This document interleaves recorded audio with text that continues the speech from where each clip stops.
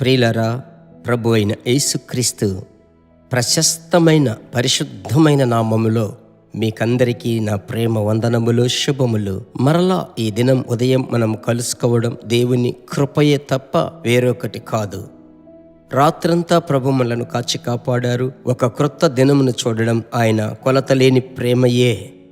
పరిశుద్ధాత్మునితో అనుదినము పయనించడము, ఆయన స్వరము వినడము, నిజంగా ఇది గొప్ప భాగ్యం.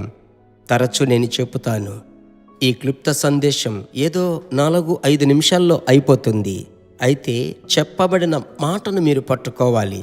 ఈరోజు సమయం ఉన్నప్పుడంతా ఆ యొక్క మాట, ఆ వాక్యమును మీ నోటితో పలికి ప్రభువును స్తుతిస్తూ ఉండండి. అప్పుడు దేవుని యొక్క కొలతలేని నడిపింపును మీరు చూడడం ఖచ్చితం. సరేనా? ప్రభు యొక్క వాక్యములోనికి వెళ్దాం. యోహాను వ్రాసిన సువార్త 16వ అధ్యాయము 8వ వచనాన్ని నేను చదువుతున్నాను. ఆయన వచ్చి పాపమును గూర్చియు నీతిని గూర్చియు తీర్పును గూర్చియు లోకమును ఒప్పుకొన చేయును. ఆయన వచ్చి పరిశుద్ధాత్మను గూర్చి ప్రభువైన యేసు చెప్పేటప్పుడు, నేను పరలోకమునకు వెళ్ళిన తరువాత ఆదరణకర్తను మీ యొద్దకు పంపుతాను. ఆయన నిజముగా మిమ్మలను ఆదరిస్తాడు, ఓదారుస్తాడు. అదే సమయమున ఇంకొక కార్యాన్ని ఆయన చేస్తాడు. ఆయన వచ్చినప్పుడు పాపమును గూర్చి ఆయన ఒప్పింప చేస్తాడు. ఈ పరిశుద్ధాత్మ యొక్క నింపుదల లేక అభిషేకము, ఆ అభిషేకములోనికి మనము వెళ్ళినప్పుడు, నింపుదలను పొందినప్పుడు చాలా ఆశీర్వాదాలున్నాయి. అందులో అతి ప్రాముఖ్యమైనటువంటిది, నేను బాగా నొక్కి చెప్పేటువంటిది ఏమిటంటే, ఆయన నీలోనికి నాలోనికి వచ్చి నివసించినట్లయితే ఆయన చేసేటువంటి కార్యము పాపమును గూర్చి ఒప్పింప చేస్తూనే ఉంటాడు. ఉదాహరణకు, ఉదయము లేచి మీరు కార్యాలయమునకు వెళ్తున్నారు, స్కూల్కు వెళ్తున్నారు, ఉద్యోగమునకు, పరిచర్యకు వెళ్తున్నారు. అన్నిటి కొరకు ఇంటి నుంచి బయటికెళ్ళి చక్కగా క్రొత్త వస్త్రములు ధరించుకొని బాగా నీట్గా మనం వెళ్తున్నాం. సాయంకాలం తిరిగి ఇంటికి వస్తున్నాము. నేరుగా మీ ఇంటిలోనికి వచ్చి మీ ఇంట్లో ఉన్న అద్దము దగ్గర నిలబడి చూస్తే ఉదయం వెళ్ళినట్లు మీ వస్త్రధారణ ఉండదు. ఎక్కడో ఒక చోట దుమ్ము, లేదంటే ఒక బ్లాక్ స్పాట్ ఉంటాయి, నలిగిపోయి ఉంటాయి. ఏందిరా, ఉదయం బాగానే వెళ్ళాం, మనము ఎక్కడికెళ్ళి నిలబడి కఠినమైన పని చేయలేదే అని మీరు అనుకోవచ్చు. నేనేం చెప్తున్నానంటే, ప్రభు యొక్క ప్రసన్నతలో ఉన్నంత వరకు పరిశుద్ధ తలంపులుగా ఉంటాయి. లోకంలోనికి మనం వెళ్ళినప్పుడు తలంపులలో అపవాది అనేక ఆలోచనలను, విత్తనములు విత్తడానికి అవకాశం ఉంది. కనుకనే తిరిగి వచ్చి ఆ యొక్క అద్దము ముందు నిలబడే అనుభవం ఏమిటంటే, దేవుని ప్రసన్నతలోనికి రావాలి. ప్రభువా, ఈ దినమంతా నేను మీకు ఇష్టం లేనటువంటిది మాట్లాడానా, చేశానా, తలంచానా, యోచించానా?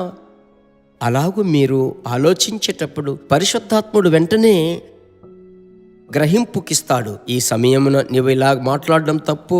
ప్రియమైన వారలారా, దీని పేరే ఆయన యొక్క తోడు ఎల్లప్పుడూ మనకు అవసరం. అదే యేసుక్రీస్తు ఈ 16:8 చెబుతున్నాడు. ఆయన వచ్చినప్పుడు ఆయన ఒప్పింప చేస్తాడు, గద్దిస్తాడు.